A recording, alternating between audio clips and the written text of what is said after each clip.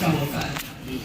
यारो अपने फितरत पे बड़ाई कैसी, एक कतरे को समंदर से लड़ाई कैसी, अपनी बिगड़ी हुई औलाद से रोने वालों पहले सोचोगे खिलाई थी कमाई।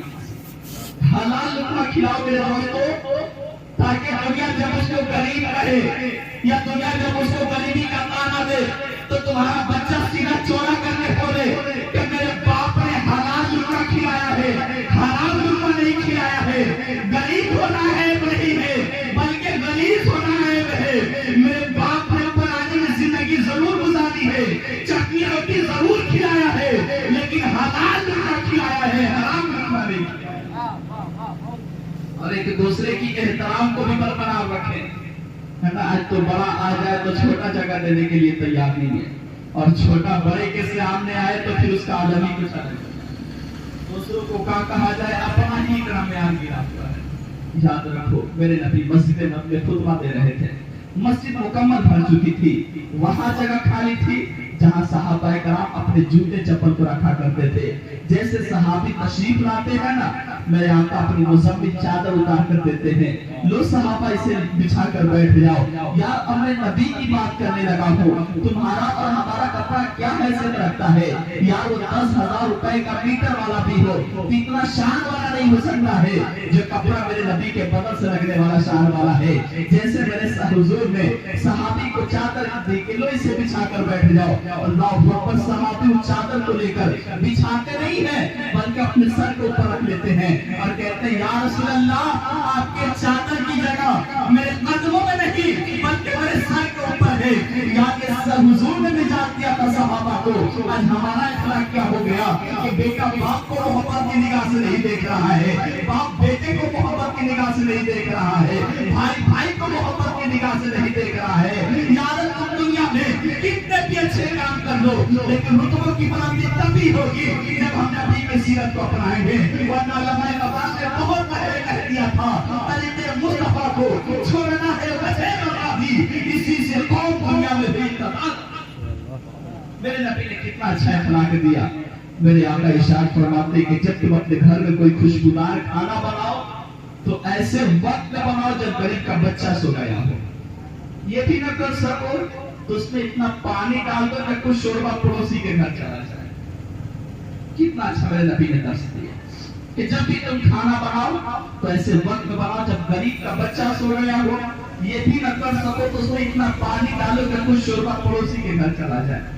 लेकिन हमने क्या किया मियाँ, कोई गोश्त लेकर चलता है तो 10 जगह बताते चलता है कि 100 रुपए केजी का मिला है, 200 रुपए केजी का मिला है। यार तुमने तो बता दिया गोश्त की कीमत, लेकिन तेरे प्रॉफिट ने क्यों मना किया था, तेरे नबी ने क्यों मना किया था? तो मेरे आका ने इसलिए मना किया था कि जब तुम गोश्त बनाओ तो ऐसे वक्त पे बनाओ जब गरीब का बच्चा सो गया हो। इसलिए मेरे आका ने इरशाद फरमाया कि जब तुम गोश्त बनाओगे और तेरे गोश्त की खुशबू गरीब के बच्चे के नाक तक चली गई और वो बच्चा अपने बाप से कह दिया अब्बा मुझे भी गोश्त खाना है, और बाप ने अपने गरीबी की वजह से, बाप ने अपने पैसे न होने की वजह से अपने बेटे का कहना पूरा नहीं किया, इधर बाप का दिल टूट जाएगा, उधर बेटे का दिल टूट जाएगा। आका फरमाते हैं मोहब्बत दिल तोड़ने नहीं बल्कि टूटे हुए दिल को जोड़ने आया। इस नबी के खिलाफ भी दुनिया आवाज उठा रही है, जरा सोचो। और कभी तो हमारी है ना, कोई एक्टर मर जाता है तो सबको पता चल जाता है कि फला एक्टर मर गया, लेकिन हमारे प्रोफेट मोहम्मद सल्लल्लाहु अलैहि वसल्लम के मुतालिक आए दिन किसी न किसी का सोशल मीडिया पर चिल्ला चिल्ली आते रहता है, लेकिन हमें एहसास नहीं होता। यार बताओ, जिस नबी ने इतना अच्छा दर्श दिया हो, उस नबी का दर्श कैसे आतंकवादी को बढ़ावा दे सकता है? यार मैं तो डंके की चोट पे कहता हूँ कि इस्लाम तो यहाँ तक कि जहाँ तक मैं महसूस करता हूँ, इस्लाम किसी भूखे को खाना खिलाने का नाम इस्लाम है, किसी प्यासे को पानी पिलाने का नाम इस्लाम है, किसी नंगे को कपड़ा पहनाने का नाम इस्लाम है। हाथ में AK-47 लेकर बेगुनाहों का खून बहाने का नाम हरगिज़ इस्लाम नहीं है। मैं ये डंके की चोट पर कहता हूँ, यार जो मुसलमान होगा वो आतंकवादी नहीं हो सकता है, और जो आतंकवादी होगा वो कभी मुसलमान नहीं। डंके की चोट पर कहते हैं और इससे भी आपको दिल छोटे करने की बात नहीं है। ये जितने आज सोशल मीडिया पर भोग रहे हैं ना, वो पढ़े लिखे नहीं है। पढ़े लिखे में से एक नाम आता है डॉक्टर कृष्णा राव शंकर का, जिसने एक किताब लिखी है, जिस किताब का नाम है द प्रॉफिट ऑफ इस्लाम। आप उसको प्ले स्टोर के जरिए या क्रोम के जरिए आप उसको स्टडी कर सकते हैं। राइटर का नाम क्या है? डॉक्टर कृष्णा राव शंकर। क्या है? हिंदू है। और क्या कहते हैं? द प्रॉफिट ऑफ इस्लाम के अंदर कहते हैं द पर्सनालिटी ऑफ मोहम्मद सल्लल्लाहु अलैहि वसल्लम, it is most difficult to get into the heart of जीवनली grandfather of man catch agrammatic situation of picture. वो कहता है Muhammad the hero, Muhammad the big businessman, Muhammad the winner, Muhammad the saint, Muhammad the speaker, Muhammad the जज, all in all department ही Muhammad यानी सल्लल्लाहु अलैहि वसल्लम, he is like a hero, he is like a hero. जब ये बात एक जज के सामने कही गई थी तो वो जज भी कहता है मुझे कलमा पढ़ाकर इस्लाम में दाखिल कर दो। जब उनको लोगों ने सवाल किया कि जब तुम कलमा पढ़ोगे तो लोग तुम्हें क्या कहेंगे, सोसाइटी वाले क्या कहेंगे, वो कहता है लोग कुछ भी कहे, मैं तो वही कहूंगा जो हिंद के मौलाना ने कहा, खाक हो जाए तू जलकर, मगर हम तो रसा दम में जब तक दम है फिर उनका सुनाते जाए। ये पढ़े लिखे लोग हैं। और मुझे संस्कृत में भी कुछ याद है, पंडित जी भी कहते हैं, हालांकि यहाँ संस्कृत की कोई जरूरत नहीं है, लेकिन बात जब प्रॉफिट मोहम्मद की आ गई है, बात जब इन जो भौंकने वाले हैं इनकी आ गई है, ये तो कहता हूँ कभी हम कृष्णा के चरित्र पर आवाज नहीं उठाते हैं, कभी हम राम के चरित्र पर आवाज नहीं उठाते हैं, कभी हम गौतम राम बुद्ध के ऊपर कोई आवाज नहीं उठाते हैं, तो फिर इनको क्या हक हासिल है कि ये हमारे प्रॉफिट को कुछ बोले? इनको क्या हक हासिल है ये हमारे नबी को कुछ बोले? मैं कहता हूँ तुमको जैसे जिंदगी गुजारनी है गुजारो, या तुम सनातनी बन के गुजारो, या तुम पंडित बन के गुजारो, लेकिन हमारे प्रॉफिट को ऊपर छेड़छाड़ मत किया करो। या इन्हीं पंडितों में से एक पंडित है जो हमारे और आपके नबी की तारीफ करते हैं और कहते हैं चाकू दारम ला इलाहा हनी पापम इल्ला लम्मा परम परम जन्म बैकुंठ प्राप्त हुई जब वो राधे मोहब्बत यकम करो थी गंगन असम सिद्रा हूँ सत्ता का पीठम सो स्वाहा।